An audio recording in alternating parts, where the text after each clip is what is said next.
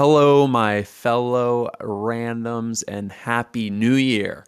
If you don't know me yet, my name is Kev Duffy, and welcome to this, our 42nd episode of What's Your Random Podcast, where I discover and celebrate independent and individual creativity from the inception of an idea to the process and the practicalities of bringing that idea to life. There are so many ideas that are going to flourish in 2022, and I'm happy to have you joining me to explore the creatives behind many of them, as many of them as I can interview and publish out to the world. And the first of which, or second of which, I guess, is, if I'm counting my episode releases right, this month, January 2022, is Ryan Claytor. Ryan is a designer, an artist, a writer, and a comic creator. Ryan has a wealth of experience dating back to the 90s when you had to chart your own course and hit the pavement, tires to the road, driving around to promote your own comic projects up until this very day. Today, Ryan's Kickstarter is live now for A Hunter's Tale, a very unique project. Ryan unearthed poems written by his grandfather and was able to give life to those words in visual format through the medium of comics.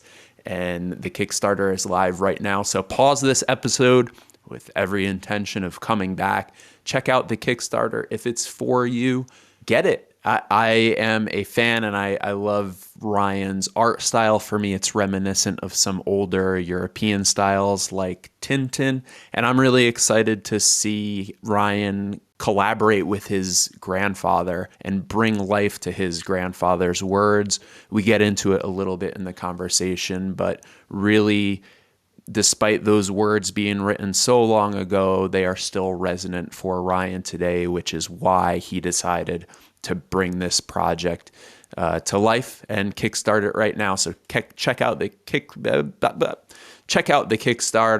and come back and join Ryan and I for one of my favorite conversations since I've started the podcast. So thank you again, Ryan, and listeners out there. Enjoy the random.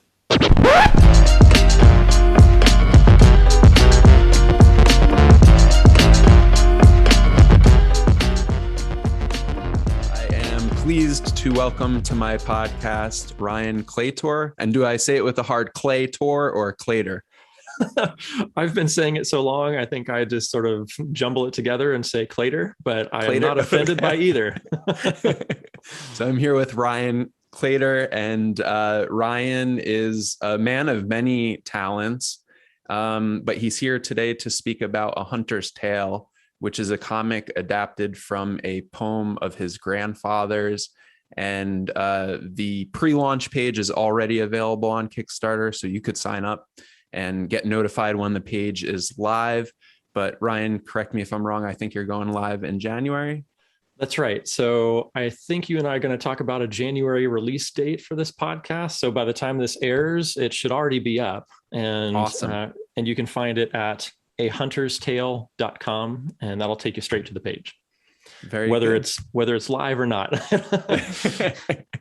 I think it will be by the time we launch this podcast, but you are a designer, an artist, a writer, a comic book creator, and also a professor of comic studies at Michigan State University.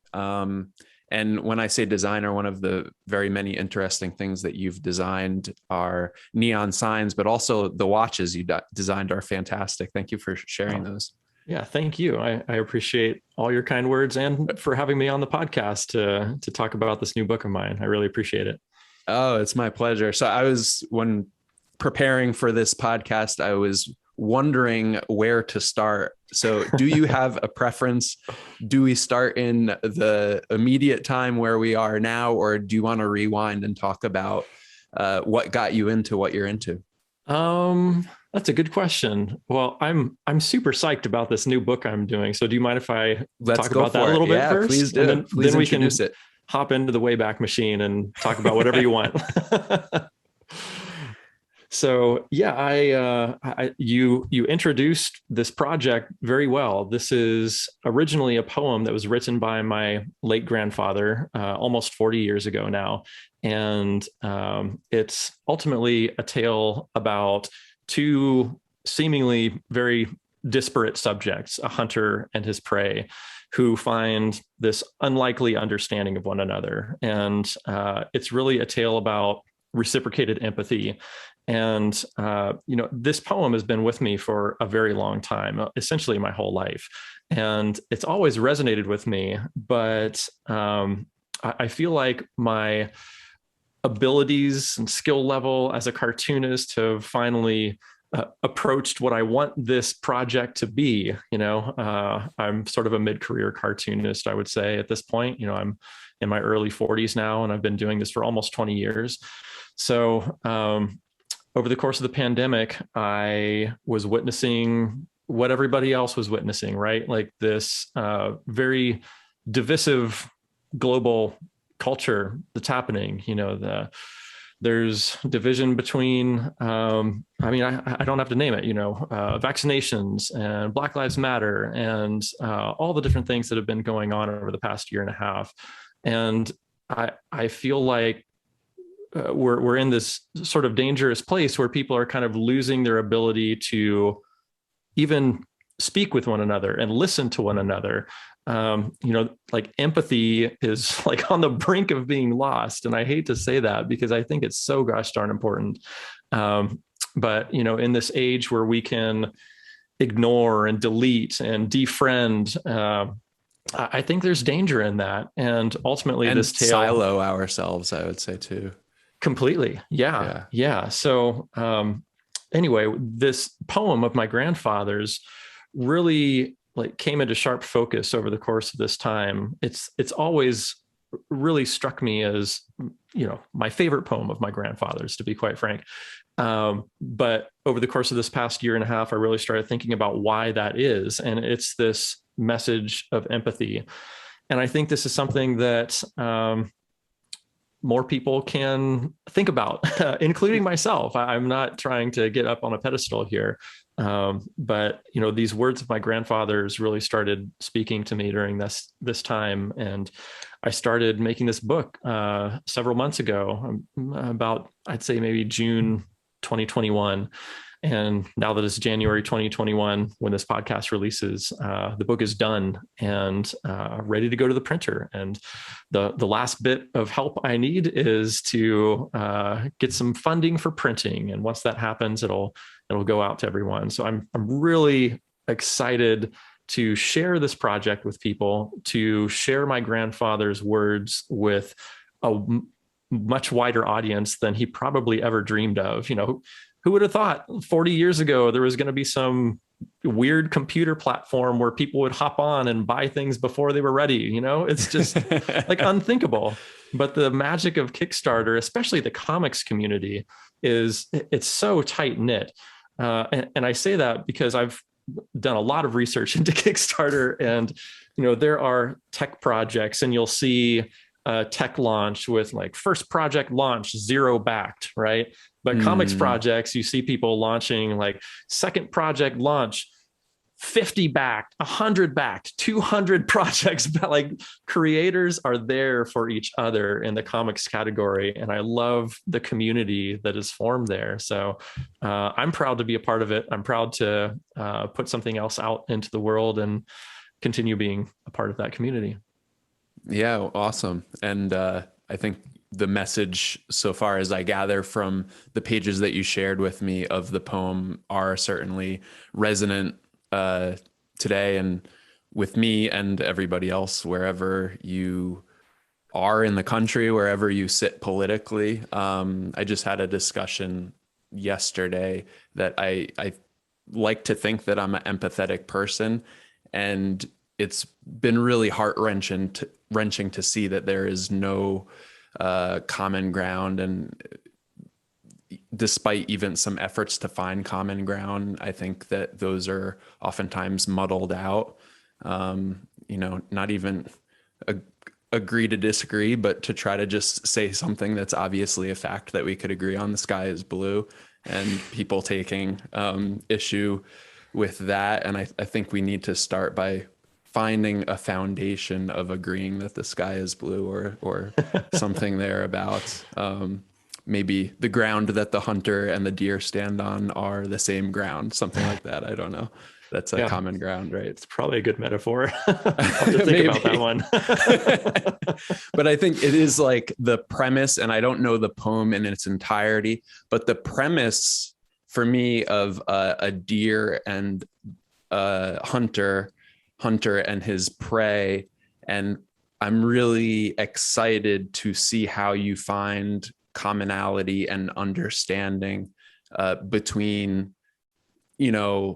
things that have a pecking order in that sort of relationship, and how, even though there is a power structure inherent in the, hunter and prey dynamic, how they can kind of level and see eye to eye.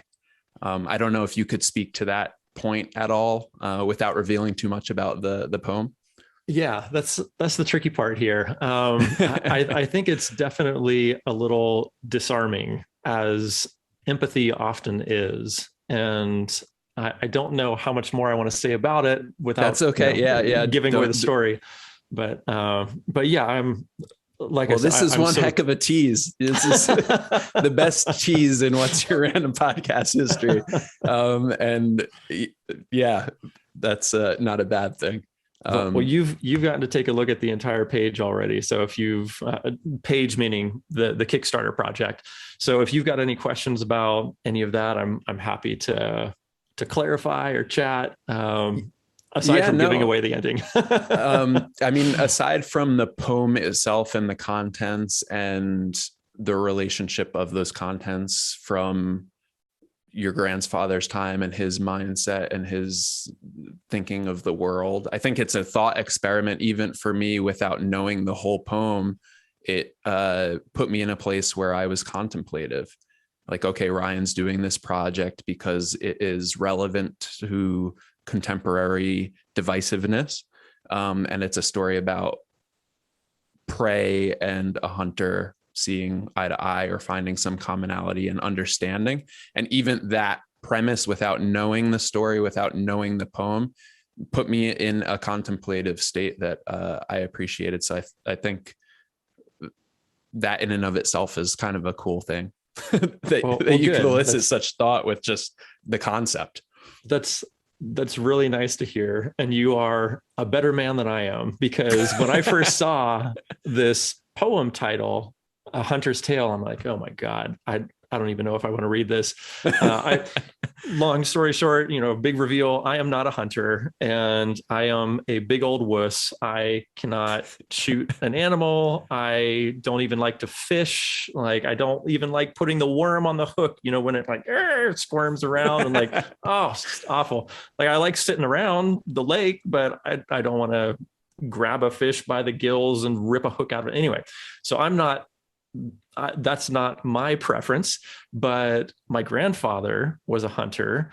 And so at first it's like, okay, I've got to sort of reconcile these things that seem to be at odds. But my grandfather had a really interesting life. He was a railroad dispatcher and very good marksman. And when he was very young, he was diagnosed with tuberculosis, and they basically sent him from the Midwest. He lived in this little town called Alma, Illinois. And they said, if you have any chance of living, you got to head out west and go to the deserts of Arizona and keep your fingers crossed that dry desert air dries out the TB. And basically sent out to the deserts to die. And so he was out there living off the land. And in order to do so, he had to illegally hunt his food, because there were game wardens around who, if they heard a shot, they would come get him. So basically he had one shot each day to get his food, because if he took a second shot, then the game warden would be aware of where he was and know where to come look for him. So he got really good at hunting. And so I kind of try to think about my own situation. And, I live in 2021, soon to be 2022. I live in the modern times, and all that stuff is taken care of for me. And I'm so removed from how my food is grown and prepared and arrives in my house, But if I were in the same situation, basically life or death situation, and if I had a choice between, living off the land or dying, yeah, I probably would have done the same thing. And I probably would have got over myself and put a worm on a hook or something. So I think there's really interesting ways in which we can all be self-reflexive and understanding of one another, even if there are elements of life we don't agree with, even if there's elements of that we don't understand, doing our best to reach out and sort of being that empathetic person. I'm not, words are eluding me.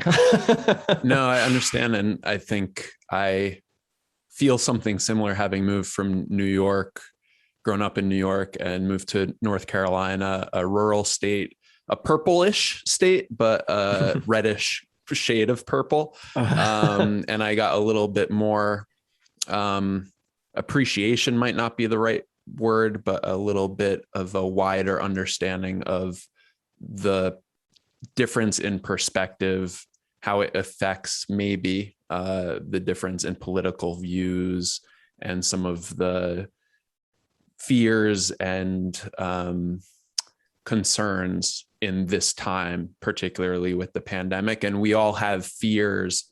And I think that drives a lot of the divisiveness, in my own opinion. And I see that those fears are different, and those fears are in some ways pitted against each other, not necessarily mutually exclusive. And I don't have to agree with the premise of the fear itself, the result of the fear, but I can, in my experience down here, moving down south from New York, try to understand the cause of the fear. And I think you don't have to agree with any aspect of it, but you can try to understand the root cause. And that's what I've personally been trying to do. I should say too, another thing that resonated with the whole theme of your comic and the poem, again, not having read it, but understanding your intention and the frame in which the lens that you're capturing this picture with. I studied in college mediation and peace studies. And for me, that was a very transformative part of my self-development and how I would interact with the world and opening my worldview. And sometimes maybe I could be too empathetic and too understanding.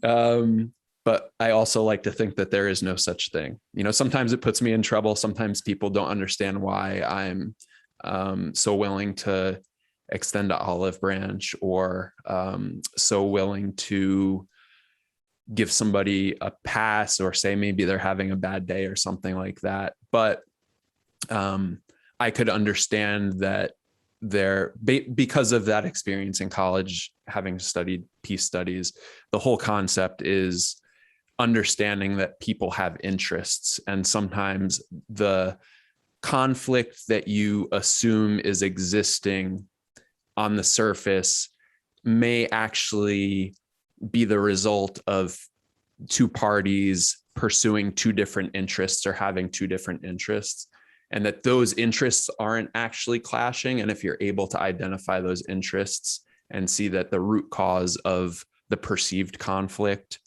is not actually conflicting, then you could resolve the superficial aspect of the conflict. It's getting a little heady. I even saying I felt it's a little heady, but I hope you're following. I was going to say, it sounds like you're the expert on this subject, having studied this. But it's so true. I feel a kinship with what you're talking about, because I have been in a number of scenarios where I I feel similarly. And for example, I love pinball, as you may be able to tell from these couple machines behind me. I've written books on pinball history and arcade history. And that culture, while it is, I would say, becoming more diverse, is not incredibly so. And, I'll meet older white dudes who hold beliefs that are very different from mine. And occasionally I've had them over, and we'll have lunch, we'll play pinball, we'll talk, and, we talk about all kinds of stuff. And I had this one fellow over who, we were talking about, my wife and I, we teach at a university, and my wife was taking her class to on a field trip to a mosque. And he said, "Have you gone? Did you go?" And I'm like, "Yeah, I did. I actually went with them. It was really incredible." And he's like, "Oh, wow." And he's like, "I would never do that." I'm like, "Well, why not?" And so we like talked about this for a while, and like things came out that I was not expecting. Like he admitted, like, "I know it's wrong, but my parents felt this way, and so I do too," and blah, blah, blah. And so we kept having this conversation, and he's like, "Well," by fast forwarding quite a ways, and toward the end, he's like, "Well, I know these Muslim guys at my work, they deliver stuff, and I see them all the time. They're always asking me to come over for dinner, and I never go over there." And I'm like, and by the end of this conversation, he's like, "Well, I don't know, maybe I'll go have a meal with them sometime." Like, it was a total mindset shift just from like trying to empathize, trying to have a conversation, trying to meet someone halfway, and not replying with how stupid someone is or how ignorant someone is or name calling. We've just devolved so far in our interactions with one another. It's just so reactionary. And this was pre-pandemic, of course. I've been holed up for the past couple of years, but I remember those times when I was able to sit down and have conversations with people like that. And I just think it's so important to be able to come to the table, not trying to change someone's mind, not trying to change the world, but just like being human and being accepting and trying to understand one another. So I don't know. I to bring it back, I feel very similar to you, and I appreciate being able to chat with this about you. Yeah, me too. It's refreshing because so much it's a lot of consumption of interactions online that you're not necessarily part of, whether that you're reading a news story or reading a Twitter feed, and whether it's straight vitriol or just conflict, passive aggressive vitriol. you may have changed the trajectory of that person's human experience with other humans with whom he didn't previously associate.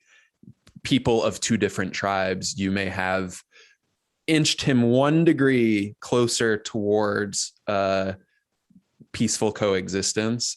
And that's I think that's the power of empathetic communication. And yeah, I mean, going back to your comic, it's amazing how much information I could glean from 1 or 2 sentence descriptor summary of what you're trying to achieve. But it really resonated, and I kind of a little bit presumptuous of me. But yeah, I kind of got that vibe, and I'm all about that. So kudos to you for bringing it out. Well, thank you. I spent a lot of time on that Kickstarter page, so that's good to hear. And what was the timing? You said that you saw the title and you're like, "Oh no, Hunter's Tale, this isn't going to be a good one from grandfather." When did you encounter this poem? How many other poems are there? Please tell me a little bit more about your grandfather's artistic endeavors. Yeah. So Like I said, my grandfather was a railroad dispatcher, but he had lots of other odd jobs along the way. Salesman, got into real estate a little bit, was, went to church quite a bit. And it was actually through his church that they published some of these poems of his. He wasn't a professional poet, but I think he started, sort of exercising his creativity a little later in life. And so I remember getting this booklet, and there's probably, I haven't counted them, I'm guessing at least a couple dozen poems or so that he's written. And I remember reading it as a kid and not like really having a critical mindset for it at the time, but then coming back to it many years later and, flipping through these pages like that, when I was a little older, that's when I kind of had my reactionary moment of, oh boy, maybe I'll pass this one by. but again, I'm so glad I didn't, because now I'm able to share this wonderful poem with the world in a very different way. Again, not only, I'm guessing, could my grandfather not have imagined this weird computer platform upon which I'm launching this, but I'm guessing he probably never thought that his poem would end up in comic book form either. And I'm so happy that I can collaborate with him in this way and bring it to a different audience. So, yeah, generationally, and that's really fantastic. Do you think that he intended the depth of meaning that you found in it? I mean, obviously art is interpretive, and you could interpret and read into it whatever you read into it as a reader, but do you have any insight into his intention, having known him? Yeah, I think it was definitely intentional. I think I'm detecting, and you can correct me if I'm wrong, that you have sort of a similar outlook on poetry that I do, which is it's pretty interpretive. Like you have to read it multiple times and try to decipher it and understand it and discuss it. And this poem of my grandfather's is not quite that. It's much more narratively driven. It's much more visual. It's very, very much storytelling. And so I feel like I've always been able to see this poem since I've read it. And like now my abilities as a cartoonist are finally catching up with what I want to, like I've been seeing in my mind for many years. So it was a good time to start on this project this year. Yeah. And then, rewinding back in time to when the poem was written and stuff, we're talking about the themes resonating with 2021, 2022, 2020, the last couple of years that have been chaotic. Do you have any insight into the time and place and the mindset that your grandfather wrote it? And do you think it was in reaction to any of the circumstances of that year and time? That's a really good question. It was written in 1983, at least that's the publication date that was on the page of the poem. So, early 80s. I'm not sure if there was any particular event that triggered him writing this poem, or if it was more life experiences, because I know that he did hunt, even after curing himself of TB. And, he lived until he was 92 years old. So he lived a nice long life. So I always sort of imagined it was more his experiences, moving out to Arizona, having to take food of his own, and like what that meant. I think he had I'm imagining, I never had this conversation, but over the course of working on this poem, this is sort of what I'm envisioning, that he had a much greater understanding of the importance of life, having personally taken it before to preserve his own.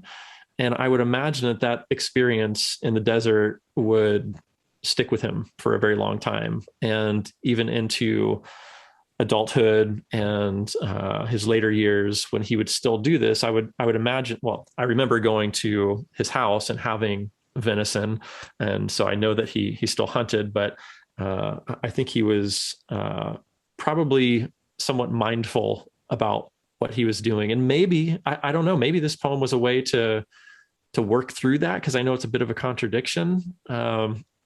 But I don't know for sure. He's not with us anymore. I wish I could have these conversations with him, but I've chatted with my dad about some of this before, and he's seen every page, and I sent him everything I did, because I'm like, hey, I want you to be okay with whatever is coming out, because I know this is not grandpa's poem. This is not your dad's poem. It is verbatim those words, but like, I don't want to add something and then have it be weird once it's published. I don't want my family to feel that way. But he said that he can't wait for it to come out so that he can brag about his dad and his son all in one fell swoop. So I think I won him over. That is so awesome. Yeah. And because I really appreciate your cartoonist style. I don't know if you would call it a cartoonist style, but it has something that gives me Tintin vibes a little bit, and very unique to you, I think, but also harkening back to some older style comics. And I really appreciate your design of the pages and your illustrations. And I guess we can maybe talk about the development of your style, and at what point and why and how you got to the point where you said, now is the time. Yeah, sure. Well, first, thank you for all those kind words. I really appreciate it. And as far as a development of style, I don't think it's something that came about consciously. It was just me trying to get better as an artist, better at anatomy, better at environments, better at inking, better at design and composition. And, you start thinking about each of these things, not usually all at once, but, with each passing project, I'll think, okay, I need to work on X, I need to work on clothing design. My clothing is kind of, mundane. It's just a shirt and shorts and no, no accoutrement, no. And I'm a dude. I don't think about clothing very much, but I need to when I'm drawing, because everybody wears different things, and clothing, fashion design says different things about different people. And so that's part of characterization.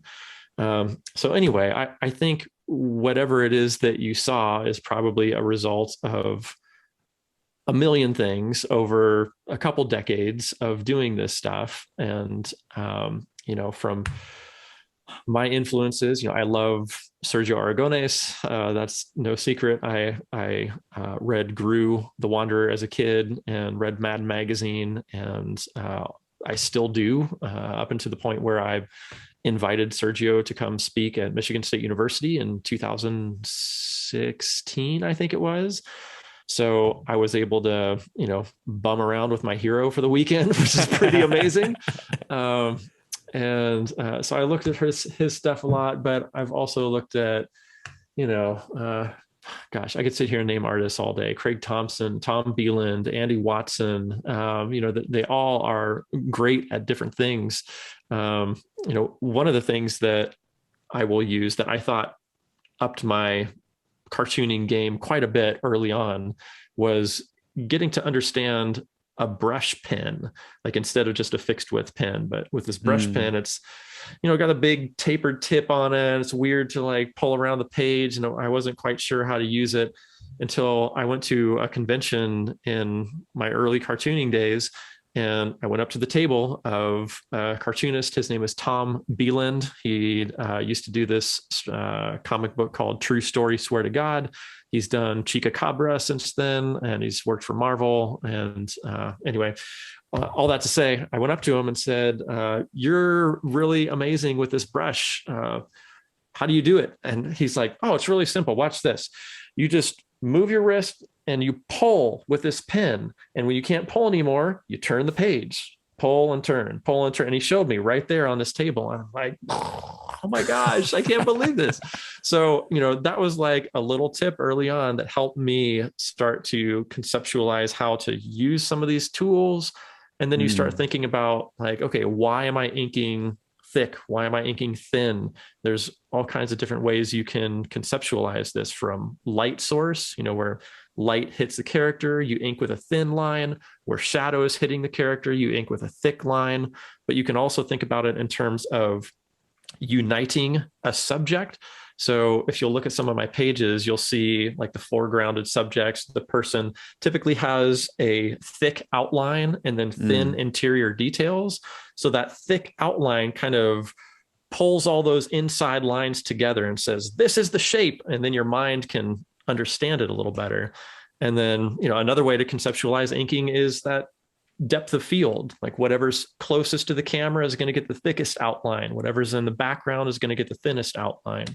And so, all this stuff just starts compounding over time, compounding over years. And at first it's like, oh, there's so much information. But, after a while, you start retaining some of it and then retaining a little more. And it's just, you start building up your art arsenal, Yeah. Do you think that level of intention to the specific act of cartooning, drawing, designing, do you think that is indicative of you hitting the flow state, being in that level of intention, or is flow state something different for you?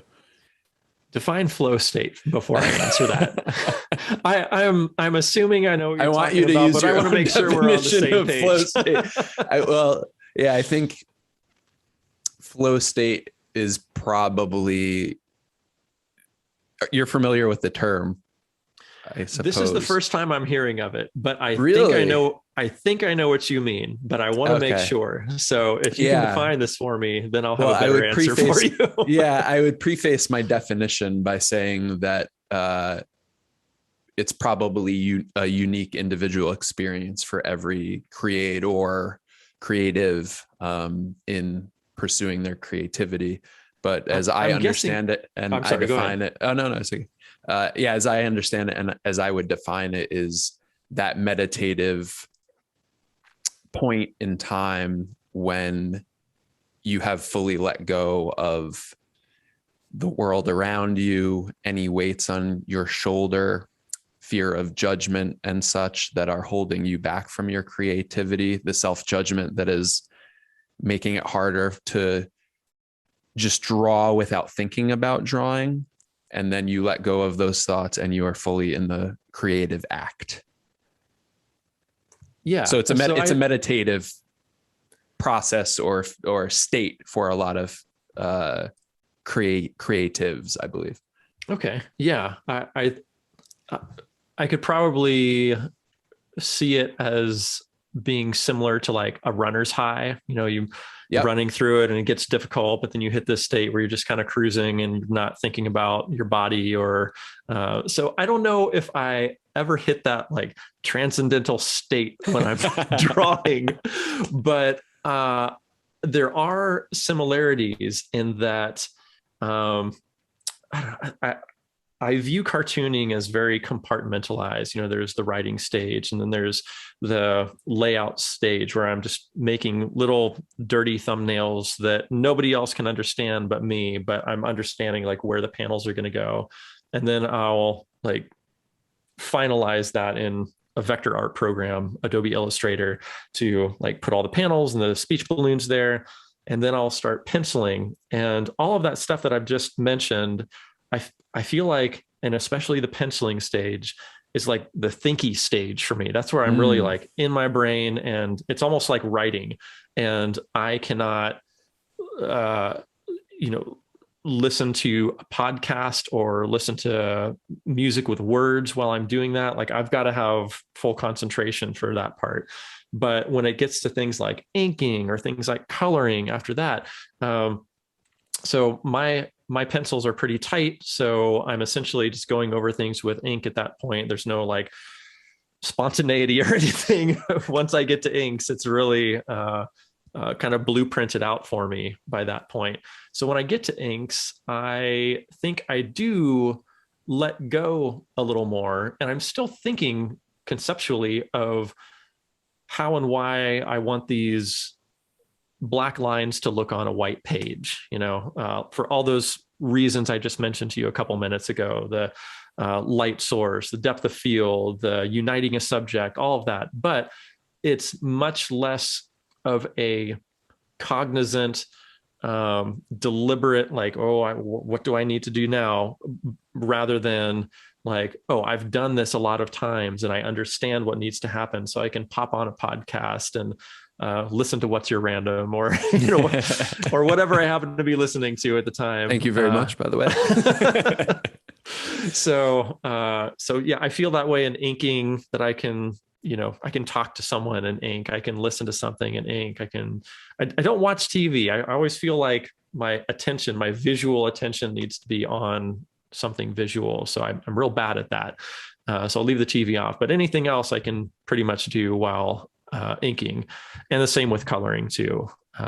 Coloring, I have a very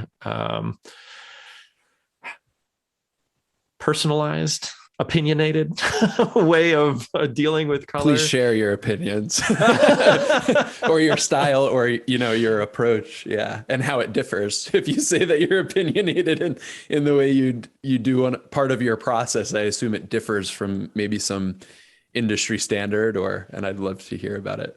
Yeah, gosh, I don't know.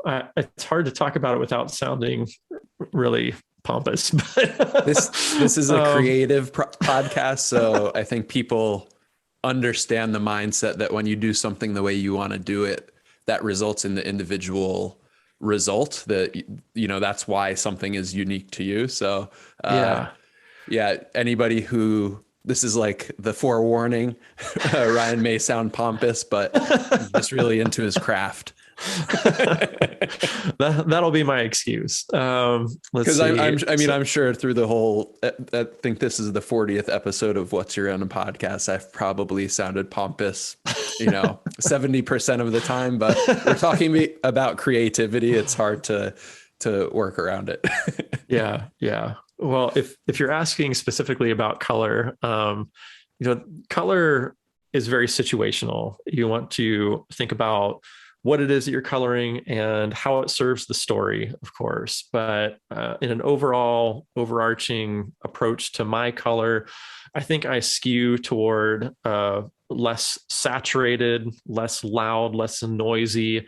I feel like it's a little calmer in its approach to coloring than let's say the big two, Marvel and DC, the superhero stuff, but that's like big bombastic stuff, and it should be more loud, it should be more chaotic. But like I don't really do those stories. I do more personal, more nonfiction type stuff typically. So I'm trying to like bring that color back down to something more natural, but also like and by natural, I don't mean local color, and local color means like the color that something actually is in real life, like green grass, blue sky, what have you. But maybe more like earthy, more earth tones, more muted, but still with some character, still with some emphasis where it needs it. I'm trying to describe something visual with words. So that's, I think you did a great job. Difficult. And that was probably one of the least pompous descriptions of a opinion on, some creative process that I've ever heard. I'll give one tip though. If there's some colorists out there listening, something that I see in beginning cartoonists a lot, and I say this because I'm a professor of comics. Another thing I feel pretty amazing to be able to say. So I have a lot of students who go through my classes, and I'll see in their colors that they will pick a color, digitally in Photoshop typically. And that color, I can tell just from the screen, will have a mix of black in it. And if that color has black in it, it means that when it's printed, there's going to be some halftone, those little dots that you use for printing, those are called halftones. There's some halftone of black in there, which means that when that black halftone is paired up against the black line art, things start to look muddy. Things start to be a little more difficult to understand the line art. And I really try to let the line art do the speaking when I'm coloring. So I will very deliberately never use black in my colors, only in the line art. And like, I'll literally go in there and check the mixes if I think there might be something in there. And if there is, I rip out the black. But typically you can fudge those cyan, magenta, and yellow sliders around, push them a little further toward, 100%. And when you do that, take a look at that previous color and your current color, and you can get real darn close, if not indistinguishable from the color that you had before. And when it prints, it's going to look a million times better. So if you've ever cracked open a comic book and you're like, oh, I can't tell what's going on in that section, it's quite likely because there's a mix of black in the color. So there's a tip. I just want to say, to again go back to I'm going to make a pompous comment. I think you could describe that as talking about the intention with which you look at your process and your creativity and your style. And that's what this podcast is all about. So I really appreciate that insight, because when people pursue their creativity with such a level of intention, that's when there's depth of meaning. And when you have so many layers of depth, I think the probability of it resonating with more people in a variety of ways increases. So that's, I think, why not just the story, but when I saw your art, I was like, this stands out. This is really cool, because you are not pompous, but intentional. Thank you. That's awesome. I appreciate you letting me off the hook. So what was the catalyst in your style development? Like, what was that point in time where the switch flipped and you said, now is the time to do this poem? Oh man, there's so many things that went into this. I mentioned the past year and a half, 2 years we've been going through. That was something. Way prior to that was me reading my grandfather's poems and really being invested in this one in particular. But another catalyst for this is my last book was something that I co-wrote with my very, very good friend, Nick Baldridge. We're both bonkers about pinball, and we wrote this book together called Coin Op Carnival. I illustrated the whole thing, but we each wrote everything in there. We took turns on articles, and some of them we co-wrote, like the interviews. But all this to say, we did this first issue, and it's a limited series of 4 issues. And issue number 1 came out in 2019. We did this big US tour where we hit like 16, 17 different stops in like 10 different states. Wow. We really tried cons, or some of them were conventions, some were comic book stores, some were pinball locations like the Pinball Hall of Fame or the Texas Pinball Festival, which is the largest pinball festival in the United States. We really tried to kind of diversify where we were going around the country. I even did a presentation in a planetarium here in Michigan. I worked with the Michigan State University planetarium folks out there, and they helped me edit together a video conversation with the oldest living pinball designer in history. And he's the most prolific pinball designer in history too. He's designed the most number of games of anyone ever. Wow. His name is Wayne Nyans. He's an amazing guy.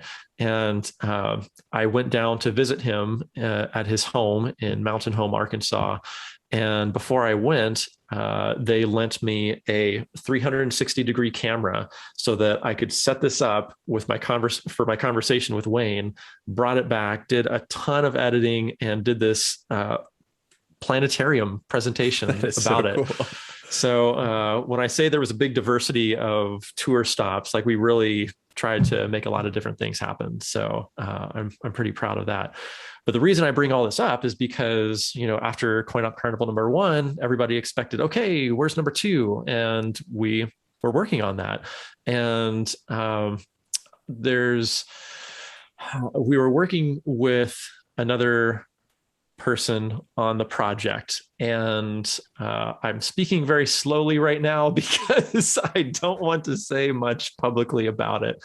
But essentially, there was a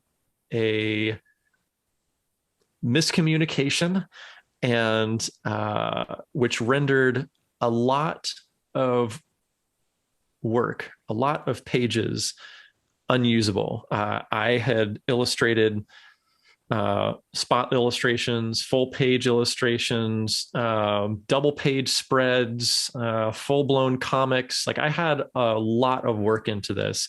And to make a long story short, the party who was involved, not my friend Nick Baldridge, we're still completely on board with this project, but the person who was involved decided that they did not want to be involved, which rendered those pages unusable. So that really took the wind out of my creative sails at the time. And it took me a little bit to really to get over that. And if you look in late 2020, early 2021, that's kind of when that happened. And if you look at my creative trajectory, I don't even think I realized it at the time, but looking back, I was like, oh, I was unknowingly distancing myself from comics for a minute because I really started getting heavily back into gaming. I did this gaming podcast called the Game and Cast podcast that talks about handheld retro gaming from the late 70s to the mid 80s or so. And this was before interchangeable cartridges and things like that. It was like the LCD games and the VFD or vacuum fluorescent display Castlevania games. I think I never made it past the first enemy. So at the time I was just like, oh, this is new and different. I'm going to explore this interest of mine. But looking back, it coincided really quite firmly with that. I'm going to call it a somewhat traumatic creative event. Yeah. So I kind of stepped back, and when I was finishing up with this gaming podcast, I was really doing some soul searching about being an artist, being a cartoonist. And I had been doing a lot of collaborative work, which is great. There are some collaborations that I can point to that I am the most proud of anything I've done creatively. From Coin Op Carnival, I think it's one of the best things I've ever been a part of. And it couldn't have happened without Nick Baldridge. These neon signs that I've been designing, I cannot fabricate neon signs, but I know a guy who can, and he doesn't want to design neon signs, but I sure do. So we make an incredible team. I love working with Josh Goodacre. He's the neon fabricator that I work with here in Michigan, and he is just an absolute saint of a person. These watches that I've designed, I could not make that on my own, but again, I can design, but it helps to have somebody in fabrication to work with who's been really great.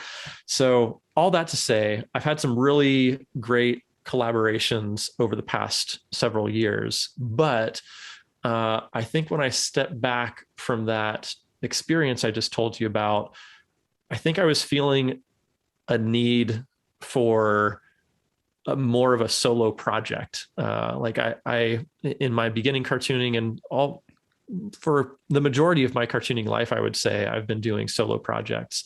And so I started looking through, old files, found my grandfather's poems, kind of reignited an interest in that. And at the same time, I was reading comics, and there was this tiny book called Traditions by a Hmong American artist named Dua Chaka Her. And it was this like 4 1/8 by 5 1/4 inch book, 16 pages, just this amazing, tiny, intimate little art object. And I kept coming back to this book, like, I want to make something like this. Like, this is the size, this is the thing I want to do. And, called up my local printer even before I had any pages created. And I'm like, look, what's it going to take to make something like this? Like, I'm ready to make a project. And it all just kind of, cascaded on top of one another, from, that book inspiration to my grandfather's poetry, to 2020, to that somewhat traumatic creative event that I mentioned, to an interest in doing something solo. And then here is this project now. So there is a big, long-winded response for that. No, thank you. Thank you so much for sharing. I think sometimes the time is just right. And it sounds like that was the case for A Hunter's Tale. I appreciate you sharing about the traumatic event. I think all or many creators go through something that disturbs and disrupts and derails what they're trying to achieve creatively, and, be it some sort of rejection or some sort of other wrench like you experienced being thrown in the gears.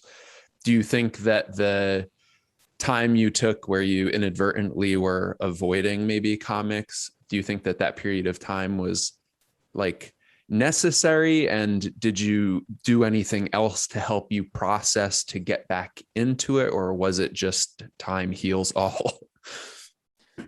Yeah, that's a good question. Like I said, I'm not sure I was even cognizant of what was happening at the time. I am a person with many interests. And so it felt natural to me just to, I don't know, pursue an interest without much planning or thought about it. I was more just like, boy, am I feeling poopy about this thing over here. This thing over here is making me feel less poopy.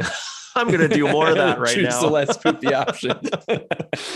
So yeah, it wasn't real thought out, but in retrospect, I feel like I can kind of see what was going on with a little more clarity. So was it necessary? Probably, maybe. I'm not sure. I'll have to do some more thinking about that one, I guess. Well, let us know when you if you discover anything in your digging. Yeah, it is what happened. So I don't know that anything else could have happened. Yeah, interesting. I know we said 8:30 or 8:30. Was that your time in Michigan, or should we get wrapping up? I'm good for another hour if you want. I was thinking 9:30, but whatever is good for you. No, this is your show. I love it. I like to be I could talk for, if you've listened to some of the podcasts, like 4 hours. So, so long as your time is good, I'm really happy to continue discussing. I wanted to learn a little bit more. So I dug in kind of as deep as I could in the time allotted in your creator profile online, did some sleuthing, and I saw Elephant Eater, which is your self-publishing company for your comics. And I discovered that you're kind of a new age OG in terms of self-publishing. I think that self-publishing is something that's really prolific now. I think creators with Kickstarter, especially during the pandemic, there was downtime to create, to put things online, put time towards promoting those things, put time towards publishing those things.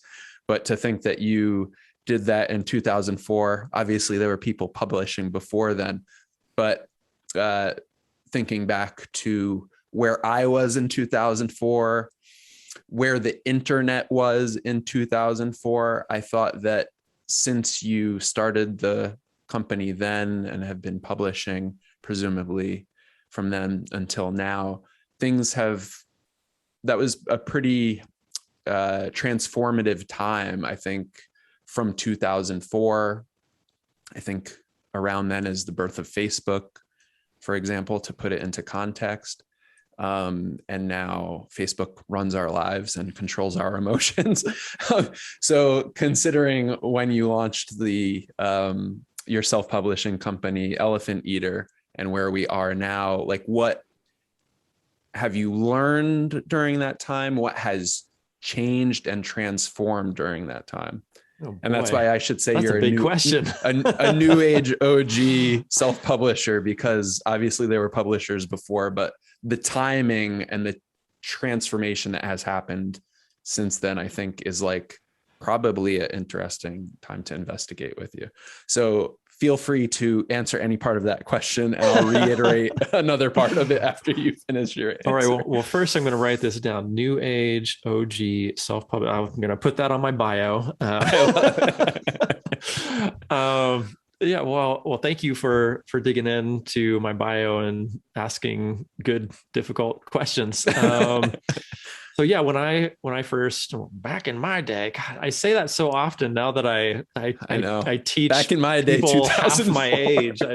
I feel like I'm not that far removed, but boy, when I make a pop cultural reference and nobody knows about it, then I really feel silly. Okay, so yeah, 2000 in the far and distant land of 2004, there was, as an aside, and to make us both feel better, I was watching a very new anime on Netflix, and there was a very indirect but very obvious reference to like the original Mega Man's with when you die and he kind of bursts into a couple of bubbles. So the references are still alive, even if people don't get them. Nice. I've been playing a bunch of Mega Man on my Game Boy recently. I'm a big Mega Man fan from way back then. I'm a new age OG Mega Man fan. But yeah, gosh, where to start? In the far and distant time of 2004, I made my first comic, and at that time, you asked about the web, and there was this thing called HTML code, and it actually worked without additional code piled on top of it. So like I was hand coding my website. Like, I'm not a coder. That this shows you how simple things actually were, but I was hand coding my own websites and slicing images and using tables to piece them all together, and plopping PayPal buttons on there, and just making a presence for myself until I hired somebody else to cobble together a WordPress site, and so that I could start scheduling out posts and having a little more control in the back end of things. But so I mean, as silly as it is, and the concept that I did write down as I was preparing for this interview, New Age OG, and I was like, what am I writing? But it makes, thinking about what you did in 2004, there wasn't automated systems, there wasn't MailChimp, there weren't these tools that are integrated through API or otherwise to make the tasks seamless, and you just like schedule something, hit accept, and then it's going to do what you want it to do automatically. You had to not only do that work up front, but I would like to also point out, and you could correct me if I'm wrong or add to this. You had to have kind of foresight to see that these tools, this technology could be used in this way. And maybe you got it from somewhere else, but that it's the New Age OG thing. I'm feeling better about having said that, because your answer kind of proved that point. You were kind of doing what people are doing now before they were doing it. I will take your word for it. I don't know how much credit of this I want to take, but thank you. I'm sure other people were doing the coding. Maybe the ideas existed. Maybe you're not like the godfather of scheduling posts. Certainly not. But I'm behind the curve, if anything. not the tools weren't readily accessible for everyone to do this with limited effort. True. Yes, that's right. Boy, you're sure making me feel old. But yes, that's true. So, well, I know about it because I was, participating in these things then too. And I know that it wasn't, I was trying to code HTML and stuff like that and participate in the ways that you did, but it was not easy. And it certainly wasn't as easy as it is now. Yeah, completely. That's, I'm not going to give you any more credit. Good. You're making me uncomfortable. Because there were certainly people before me who were self-publishing. There were certainly people before me who were making websites. I don't call myself a tech by any stretch of the imagination. My co-writer on Coin Op Carnival will attest to that. I am very much the artist of the two of us, and he keeps me honest when it comes to technical stuff. There's a lot of tech involved in pinball, and when we write about that, we want to get it right. And he has a lot of knowledge in that. So when I'm illustrating a trip bank or a set of switches or something, and I think it's right, I'm even referencing real life, he'll say, oh, there should be a switch tab here, and wires, they're not something over here. And we'll make it right. And so that's one of the reasons I'm so proud of Coin Op Carnival, what we put together. And there will be more issues. In fact, when A Hunter's Tale is fulfilled, not when it is printed, but when everybody has their copies, I'm going to be getting back to work on a couple projects that Nick and I are working on together. One is a scratch build electromechanical arcade game, and he is cobbling together this arcade monstrosity that we dreamed up together. And I am doing the artwork for the back glass, the cabinets, designing the interface. Basically, it's going to be a couple of wheels that look like gears because it's a robot game. And anyway, so that's going to be the first thing we tackle. And then we're going to get back to Coin Op Carnival number 2. But so yeah, there's some future conjecture. Yeah. Awesome. And then, so what do you think has happened? I derailed us a little bit with my 10-minute long question, but what has been the trajectory? How have things evolved since you started the publishing company in 2004? Yeah. There's just been such a boom in printing technologies and a greater acceptance of digital distribution. Back in 2004, there was not a lot of digital distribution of books, like, paying $5 for a PDF just didn't really happen. Maybe it was happening and I wasn't aware of it, but, I sure don't remember anybody in my circle doing that. Whereas back in 2004, I was literally printing pages on a photocopy machine, and then hand collating, hand folding, hand stapling, hand printing covers.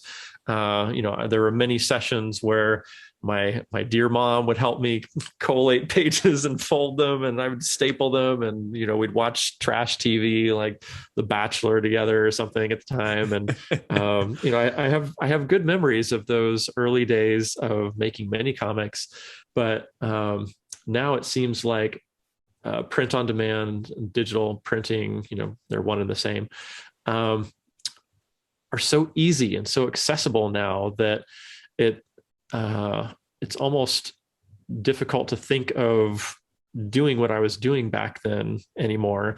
There is a big cost savings if you're willing to do something like that, because, printing black and white pages is almost free. It's like, pennies for a page. And then all you're paying for is a color cover. And then you can sell that for, $4, $5, $6, whatever you're going to slap on the cover.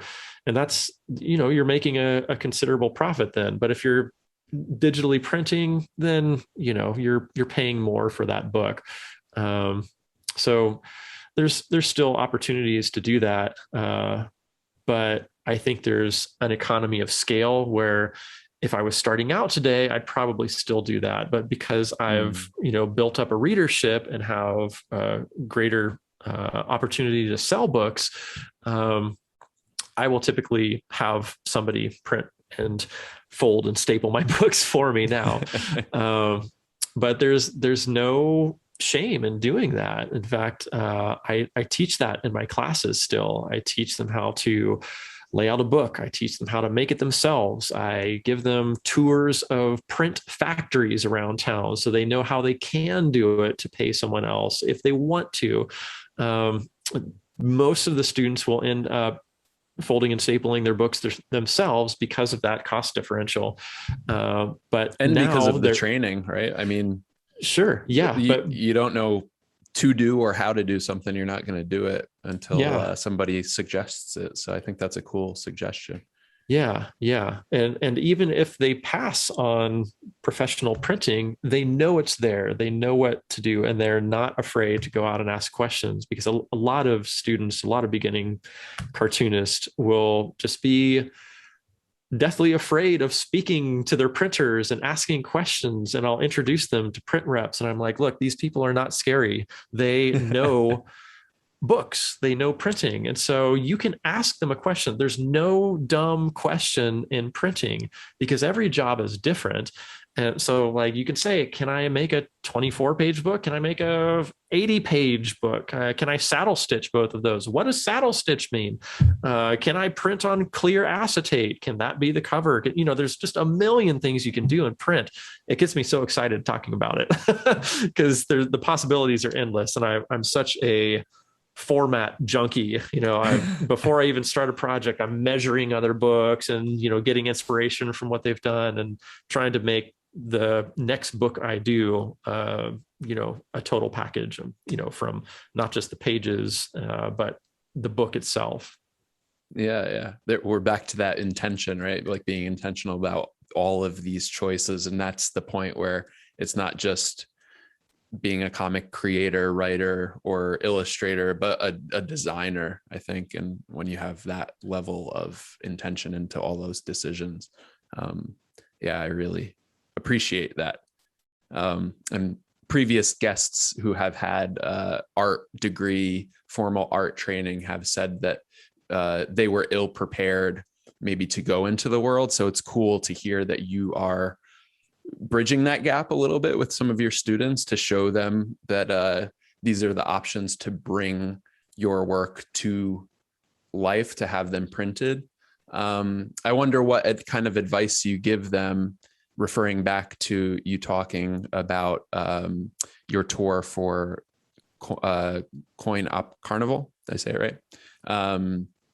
And you made a lot of stops along the way. You went to a lot of different places, and that sort of promotion is daunting, I think, for a lot of creators, the promotional aspect of getting your work into the hands of people who may be interested or may want to read it.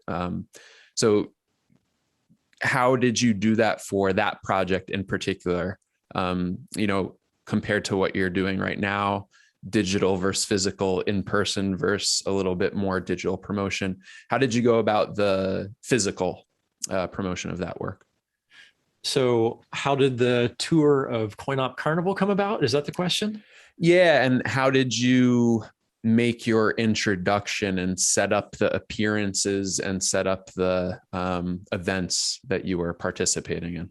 Sure. Yeah. So a tour seems like a big daunting thing to orchestrate, but it doesn't have to be. So I talk to my students about this and put it into practice with them each and every semester. So in the before times, before COVID, we would have a professional development opportunity at the end of each semester. So over the course of the semester, the fundamentals of comics students in my classes will create several short comic stories over the course of the semester. And by semester's end, they compile those short stories of their own. This is not a class-wide anthology. Every student has their own comic book at the end of the semester. And then not only do they have their own book, but we take it to a shop in town, a local comic book store, where they sign and sell what they made over the course of the semester. So they get a taste of an in-store signing. So that's the first class, where I basically present to them on a silver platter, come to this location and make money, right? Like I've done the legwork for them. I have, relationships with retailers in town. And so that's the first semester. And then the capstone course, the advanced comics class, I tell them, look, it wasn't hard to set that up. It was a phone call to a store owner, an explanation. Hey, my name is Ryan Claytor. I produce books A, B, and C, or in that case, I'm the professor of comics at Michigan State University. I would love to have my students sign in your store if you're willing. Is there a time that we might be able to set this up? And the store owners are typically really excited because it brings in a lot of people. So it's a win-win for everybody there. The students get a great experience. They bring in parents and friends and people to this comic book store that have never stepped foot in there before, and people see how cool this place is. So that usually goes really well. But anyway, back to the students. I say, look, all this was a phone call, and you set up a time and day, and here it is. Okay. So this semester, advanced comics students, you are not going to do an in-store signing. You are going to do an in-store signing tour to 3 different stops around the state of Michigan. So we divide the state into like Western, Central, and Eastern, and a different group will each take a different area, and they'll call up a few stores in the Western part, a few stores in the Eastern, a few stores Central, and we'll start talking to them about, hey, look, we're from Michigan State University. We're planning a tour at the end. We're curious if you would be interested in hosting us to sell some books. Here are some dates we're looking at. Is this something you're amenable to? And then we'll start sorting out those puzzle pieces. And so they get to see on a smaller scale, like how you can put this together. Now, I've done tours that are up to 50 stops before, which is insane. I would never do that again, but I was young and silly and did not know my own limits. I completed the tour, but like I always thought, crash and burn. That did not happen, but something very surprising. Like I've always fancied myself as a pretty independent little guy, and like I can, bum around the country on my own. I like driving, and that was a 3-month tour with 50 different stops. And about 2.5 months into that tour, I was driving, many states away, and I was driving in my car, and I'm just like, I am so lonely right now. Like I've never felt this overwhelming state of loneliness. And it was so weird because I was talking with people every single day. I was in stores. I was talking about a subject that I love, comics, and but nobody was familiar. It was all new faces. And so, I'd talk to them for 10 minutes here, 10 minutes there, and then I'd leave and I was on to the next town. And I remember very distinctly, I was in Canada when this was really like coming to a head. And I had another signing in Washington State, and I was going down to Oregon after that to stay with my brother. And my parents from California came up to visit my brother right at that time so we could all be there together. And I was in Canada, and I remember calling up my brother. I'm like, hey, man, can I just come like stay at your place a night early and I'll drive back up to Washington the next day? Like, I just want to see somebody I know and like have a familiar conversation. And that was extraordinarily unexpected for me. So when I say I would never do something like that again, it was not a bad experience. I didn't crash and burn, but there was just this unexpected crippling loneliness that came over me after being away for that long. So, put on top of it now, I'm a husband and a father, and I could never dream of leaving for that long now. But yeah, I'm super glad I had the experience. I met so many retailers. It really kind of made a bit of a name for myself because other retailers are talking about this crazy kid going around the country doing 50 different stops in 3 months. Like, who else is doing that? So to my knowledge, that is still the largest self-published comic book tour that's ever been attempted. I There could be somebody else who's done more, but I haven't heard about it. Let us know yet. if you're out there hearing what's in the podcast. Yes. If you have a challenge, I want to know who I'm second place to. we could compare travel logs. I'll be the judge as the host. Right. I'll ask you when the loneliness hit you. You'll commiserate. Did you hold out longer than I did? Very cool. What would you say? I'm sure students say it. Part of me is over this. Part of my brain screaming at me or telling me it feels yucky. But what do you say to students who say, "Oh, but cold calling a comic book store"? Oh. You know what? I've taught a lot of millennials, and that is really common. Like, they don't like to talk on the phone. They want to text. Like, I can write an email with the best of them. I'm like, can you though? And so I'm like, give them a call. I've got your emails before. So I'll literally just practice with them. I'm like, look, it's not that big a deal. You and I are talking right now, right? I'm like, yeah. Well, I just hate calling on the phone. Well, here we go. Bring. What are you going to say? Bring. Hi. You got to pick it up. Right. Hi. Good first start. They're going to be like, what's bring and what's this? Yeah. Isn't it like...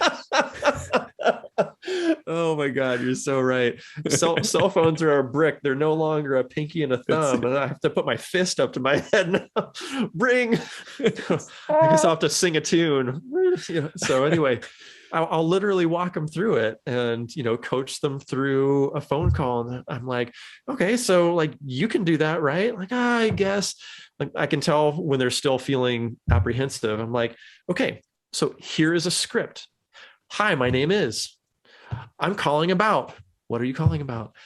What is it that you're interested in? And then you tell them that, just walk them through it. And, by the end, we've got an in-store signing tour out of it. But yeah, there is some hand-holding along the way occasionally.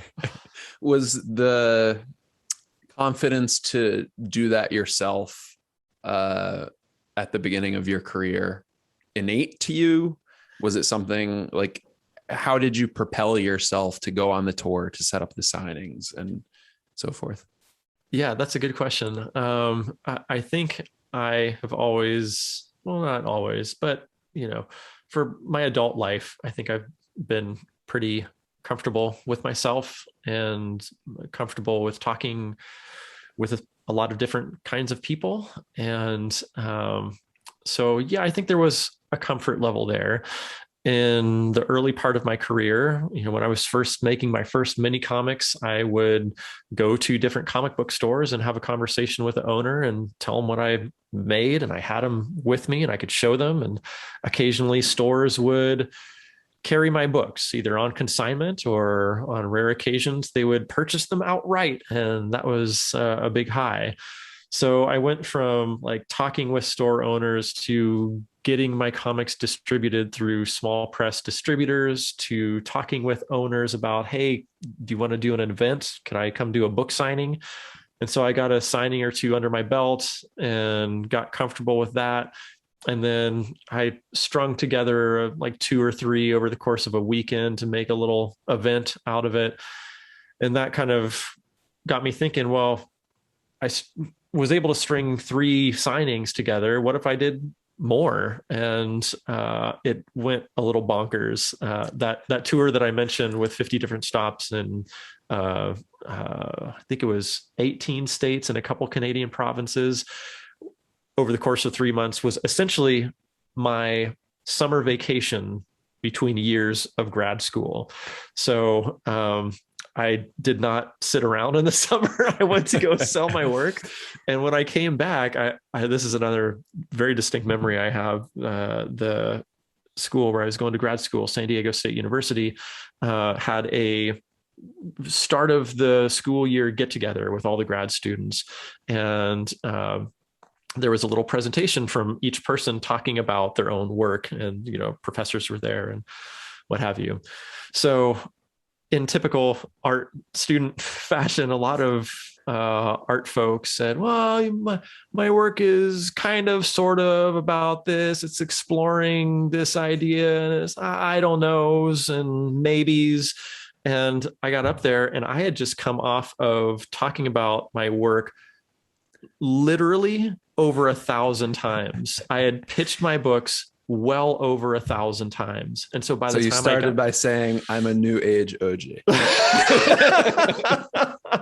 Man, I should have. That would have been sweet. I would have made so many enemies. But no, I got up there and spoke about my work pretty confidently. And I had professors coming up to me afterward and said, I've never heard somebody speak about their work like that before. Like, you really have a good handle on what you're doing. And I told them what I just came from doing, which is 3 months of traveling the country and saying the same thing over and over again.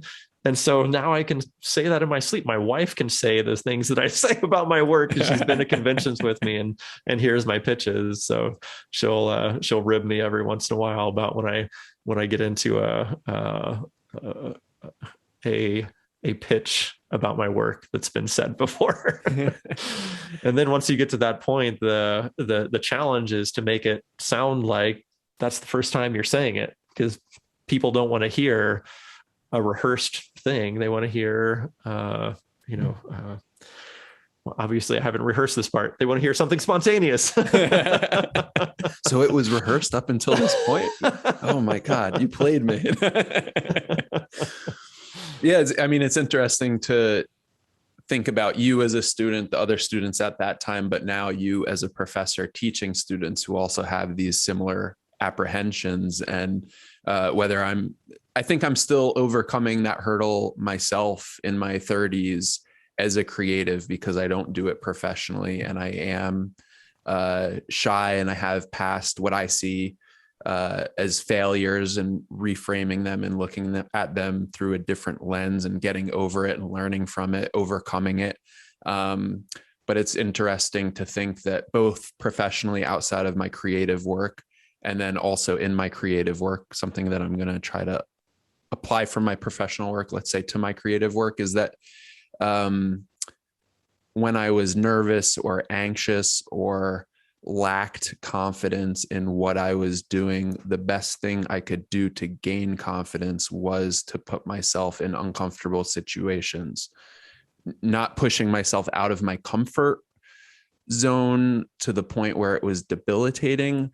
But, if you want to make comics, there's a point where the rubber hits the road that you have to interact with people.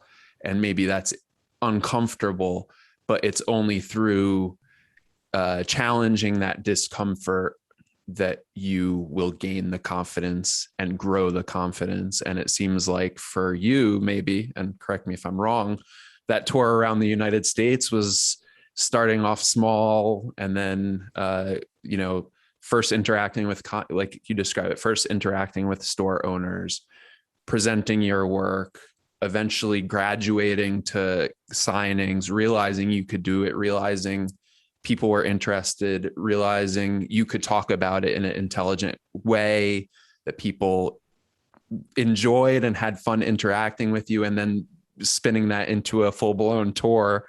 That through that story, I could see that you challenged yourself, maybe put yourself in an uncomfortable position, overcame it, pushed the limit a little bit further, overcame it, pushed it a little bit further until you were doing the tour.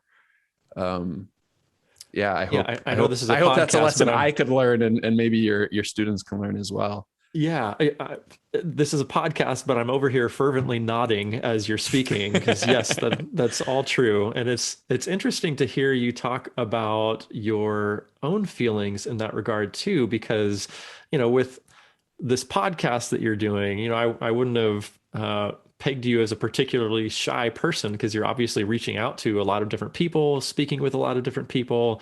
So it's interesting for me to hear that from you. And it also made me think about very different ways that creators will approach situations to make themselves feel more comfortable. So that sounds nebulous, and I'm going to try to give you a couple of concrete examples. So one is the me example, where if I have a pitch that I've said a bunch of times before, I can rattle that pitch off, even if it's, stop number 49 and, the third month of saying this over again, and I'm dead tired. I can make it happen. But I've also been at conventions where I've exhibited next to people who will have a different pitch for every person that shows up at their table. And I've talked with them before too. And I said, oh my God, how are you doing this? I could not even fathom. I would trip over my words. I wouldn't know what to say next. But if I can have, sort of a script to talk about my work in 2 or 3 sentences, that'll get conversation going and then we're good. But to have a different pitch for so many different books on your table, oh my gosh, I was in awe. And this guy is like, yeah, well, it was a little different setup. He was more of a distributor for a bunch of different books. So he had more to talk about than a single cartoonist would. But man, he just had the gift of gab. And I was so impressed with his interactions with everybody. And he told me, he's like, I've been listening to you all week and you have the same thing to say. And I wish I could figure that out because I don't know what to say about any of these. But we were kind of had this mutual admiration society going on. And I think it's because both of us were so wildly different in our approaches to communicating with people initially. And so anyway, that was interesting for me to see, also behind the table, this very different way of being. So all that to say, there's many different ways of making yourself comfortable with talking about your own creative work. I don't think there's one right way to do it. Yeah, the way to present it and interact about it could be as unique as the work itself, right? I mean, every communication you have with any person out there is by nature unique. You are an individual, they are an individual, and that can be the basis for you discussing your work with another individual. Your comment about the podcast, I started the podcast to push myself out of my comfort zone. One, to connect with other creators and get inspiration for my own creativity. But also during the pandemic lockdown, my work is by nature not creative, but I am a creative person and I have other creative outlets outside of the podcast, but I needed something that was creatively social. And the idea struck me. I started it. I was not very I'm still not 100% comfortable and confident behind the mic of hosting my own podcast. I absolutely love it, but I'm challenging myself by doing it every time. And I think it's always a challenge for me to put a creative work out there and have it received by an audience. And by nature of a podcast, the podcast was something I could do with more consistency, more easily, more readily, to put myself out there. I think there's something to be said for that too. I was going to say the more you do it, the easier it gets. And you've probably found doing the podcast, the first episode or two, you probably felt a certain way putting those out in the world. But now that you're on episode 37, 38, 39, something like that, you'll probably toss this out in the world and not think too much about it. So the same is true for any creative endeavor. I think you start building that confidence and, gaining a better understanding of the medium that you're working in and your ability in it. It just kind of happens over time progressively. Yeah. And I mean, one thing I'm critical of myself for is my rambling questions. But I also realize that that's just the way that I speak and process ideas in the moment. I have grown in the podcast. I have improved, but I've also learned to appreciate my own peculiar nature that makes the podcast unique, that I hope, that's an extension of my individual. And I hope that extension of my personality, myself, the way that my brain works, resonates with people. Sometimes I listen to the podcast and I'm like, that was a wild tangential question that went all over here. So since, the first episode to this, I think is the 40th, one improvement I've tried to make, I'll say behind the scenes, is when I recognize that I'm making such a question, I try to summarize it into like paraphrase it at the end of rambling. But yeah, it's a process, and realizing the peculiar nature of what you're doing is maybe realizing what makes it truly unique. And that's my random, Yeah.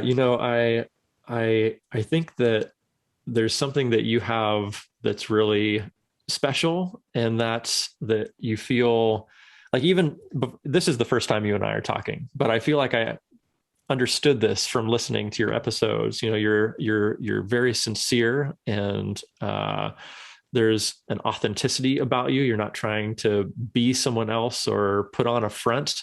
And I think that goes a long way in any creative endeavor. Like if you're putting something out that's genuine, that's, meaningful to you, that you believe in, and you're not trying to be something else, I think that's going to go a long way. And so when I contacted you, Don put us in touch with one another, but I listen first. I'll listen to a podcast before I reach out. And some of them are like, I don't know if I want to be on that podcast.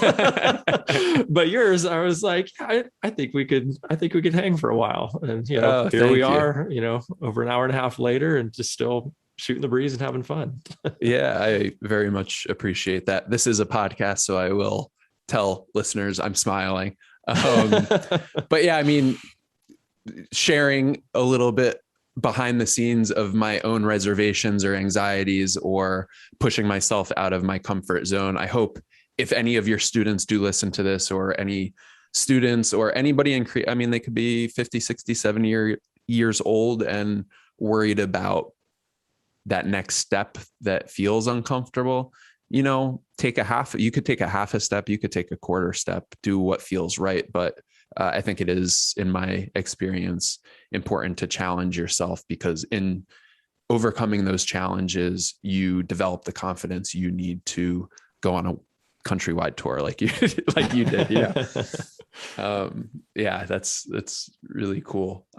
We are getting shorter on time, but I do want to ask you another question. You are a man of many talents, many projects, many ideas, and I wonder how you balance it at all. That is always a challenge for me. I do the podcast, I write, I have video projects, I have a lot going on, I have a lot of ideas I want to pursue, and it seems like you do too. But my challenge is managing all of that which I want to create. How do you parse that out? Yeah, that's a good question. I feel like I am in a constant state of reevaluation, evaluating, reevaluating. And, you can take this back to even a more granular level, where I think we're talking about a larger project level, but even just like scheduling out your week. It's something that I'll talk to my advanced comics students about, because they have a big project in front of them, 24 pages of comics in 3 months. That's no joke. And you got to make a schedule if that's going to happen. And so I'll talk to them about calendar systems and time blocking. And within weekly scheduling, I tell them, schedule a time, put an hour in your week somewhere to evaluate what happened this past week and reflect on that. And looking forward to the next week, don't just carbon copy, but ask yourself, like, what happened this past week? What worked well? Okay, let's do that some more.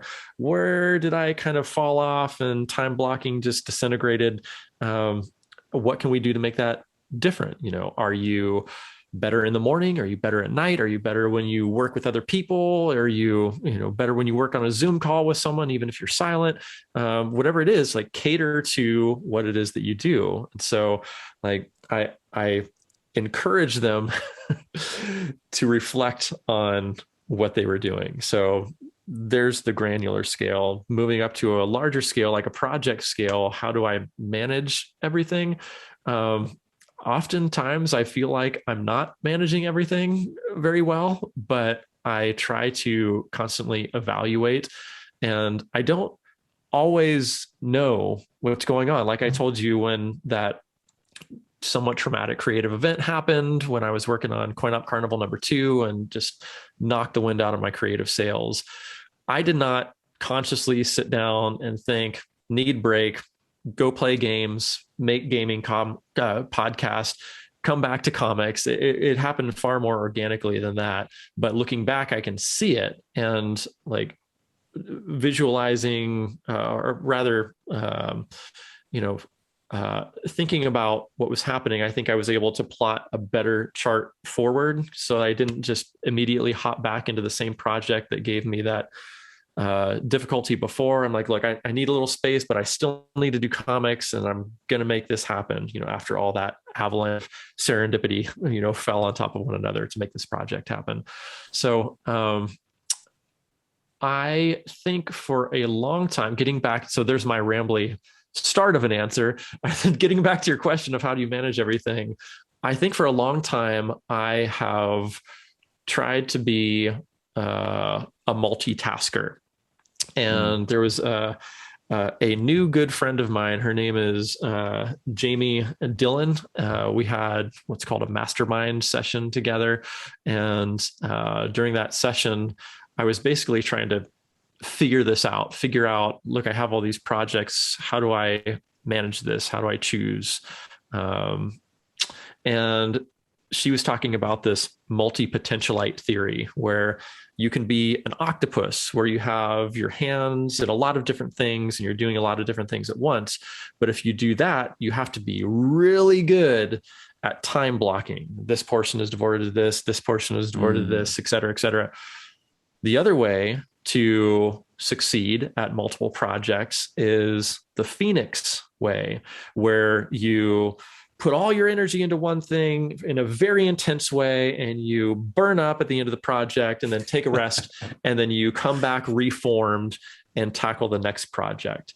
And that I have found with doing this most recent project, A Hunter's Tale, worked really well for me. I had to make some really difficult decisions and make some phone calls with friends of mine that I did not want to make, and said, basically, hey, Nick, I'm feeling a pull in this way, and I think I got to set our projects aside right now. And that was really hard for me to do. And thank goodness, my great friend, Nick Baldridge, is an absolute saint and was just incredibly supportive. But essentially allowed me the space to focus on one thing. And so I am, getting ready to burn up at the end of this project, right? Like, I've been creating the project. I've been putting the Kickstarter together. We're on this online tour right now that's happening, and then I'm going to fulfill this thing, and then I'll probably wipe my brow for a little bit and then get back to that next project that I want to do with Nick in a renewed energy. So that is my current outlook on completing multiple projects. I say current because this is always evolving, and I'm always looking for other new, better, different ways to do things. I'm very much a process junkie. I love to know how people do things, and I'll often get inspiration for things they're doing that I can ape and use for my process to expedite things or make things a little better. So that's where I'm at creatively currently. And who knows, if you ask me that in another year or 2 or 5, maybe I'll have a different answer for you. But yeah, I think I might be a Phoenix octopus. It's hard to be solely in one camp, isn't it? Yeah, it really is. Do you think the burnout is that Phoenix's rise again, but I've definitely hit a burnout phase, and I don't know if I was smoldering for quite a while before I was reborn creatively. Do you foresee that time being constructive, regenerative. I mean, I suppose maybe I like the analogy and I like the concept. And I'm going to look into it more because I presume it comes from somewhere, unless your friend developed the theory and the idea. I don't know that it was hers, but if you look into the multi-potentialite theory, I think you'll find some things online. There's other things that go along with that, like context switching, where when you move from one task to another, there's necessarily some like lag time between the two. You kind of have to refamiliarize yourself with a new project you're moving to. And so the less context switching, the less moving from project to project you can do, in theory, the more productive you will be at that one project. So it's like another way of focusing your energy on one project. And if you do that, again, in theory, you can get more projects done rather than being octopus. But, I too have a difficult time just being a phoenix. I mean, I'm a professor, I'm a cartoonist, I'm making a book, but occasionally I'll get client work. And so I'll either have to, get another tentacle or two out to start working on that, or push it down the line and say, hey, I'm working on my book. I'll see you in the new year after my crowdfunding campaign. It's a big balancing act. And I don't know that there's a right way, but something we keep striving for as productive people.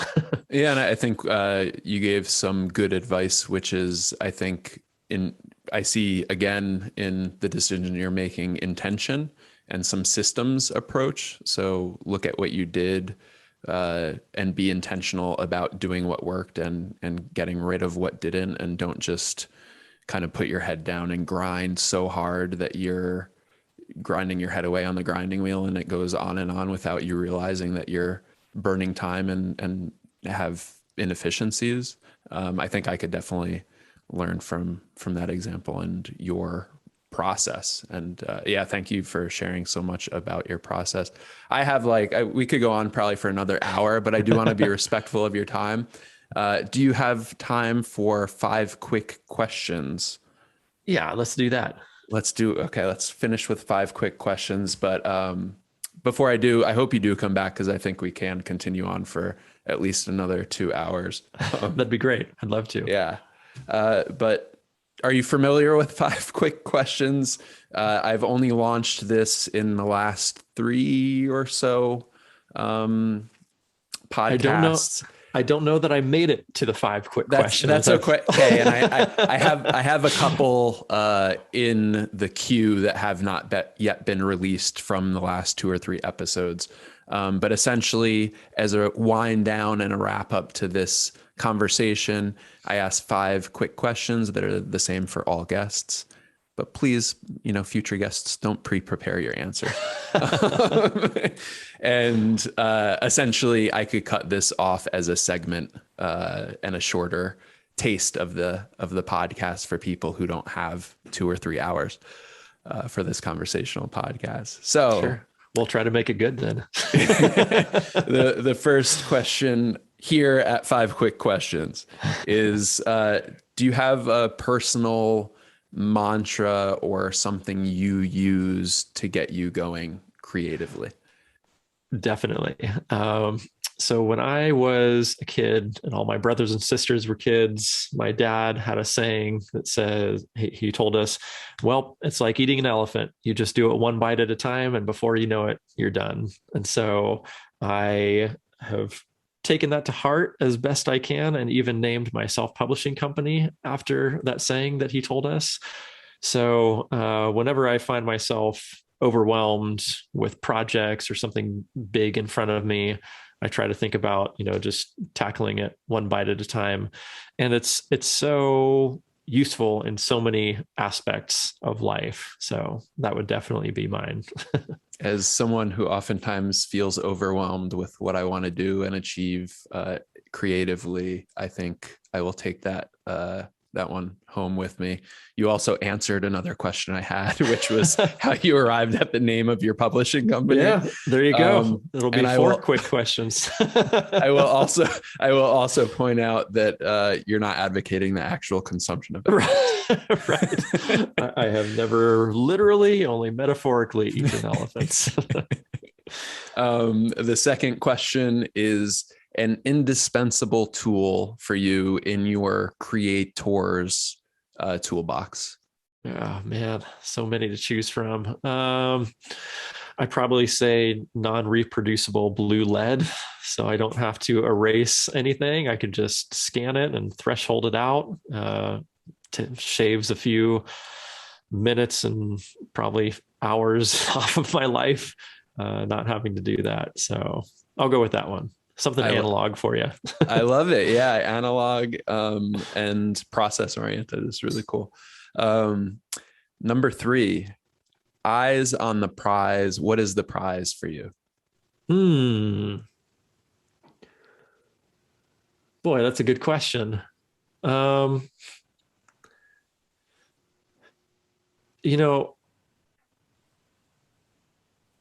Ultimately, I think connection is the ultimate prize. Connection with people, connection with community. I get a big high from making books. And I think if you asked me that early in my career, I probably would have said something like the finished product, which I'm still very interested in making. But the more I go on, the more I see these as like conduits for connection, conduits for conversation. And, ultimately we're all going to leave this earth somehow. And it would be nice to leave it with some good impressions on people. So I'll probably go with that. Like your grandfather before you. Yeah, I think that's a very appropriate answer. Thank you. Number 4, this is the point where we start time traveling. So we talked about it at the beginning of the podcast. Jump in your way back machine, as you said. Advice to your past self from the seat in which you sit now. Everything is going to be okay. You end up in a pretty darn good place in life. You got an awesome wife, really amazing kid, an unbelievable job, sweet house. You have a collection of pinball machines right behind you. Yeah, I was waiting for it. Like everything's gonna be all right. Don't worry. Things are gonna be okay. Beautiful. And then number 5, question for future you from the seat in which you sit. That's another good question. These are good questions, Kevin. Thank you. A question for future me. Gosh, I don't know. I do wish I could live forever, but I don't often wish. I don't know that I ever wish that I knew the future. So I don't know that I would ask my future self a question. I think I enjoy having agency over my life, and I think I would feel beholden to whatever answer I was given from future me. I don't think I'd ask future me anything. A first at What's Your Random Podcast. I'm thinking about really perplexed about imagining your future self. Like, is he disappointed that get out of your future self? I don't want to know any of that. You've posed. Let me get there on my own time. As with your forthcoming comic, A Hunter's Tale, I think you just posed another interesting thought experiment and scenario that can get us thinking. So with that, I really want to thank you for bringing out the best of What's Your Random Podcast. I think we covered a lot of process-oriented things, a lot of creator and creative oriented questions and your individual experience in this field of creativity. So thank you so much for joining me. Yeah. Well, thank you, Kevin. I just want to say thanks for putting this podcast together, not just for me, but for all the past guests. And I hope you keep doing this long into the future too. I hope it remains gratifying to you. And it's been cool hearing, lots of different creative takes from many different media. And it's a cool, different podcast. I hope you get a lot of listeners for it. So again, thank you for having me on. I appreciate it. It's my pleasure, and let's do it again. And everybody, when this podcast launches, the Kickstarter should be available for A Hunter's Tale. And what is the website that will point people to that Kickstarter? ahunterstale.com. Easy enough. So go check it out, people. And Ryan, thank you again. And until next time, enjoy the random. Thanks.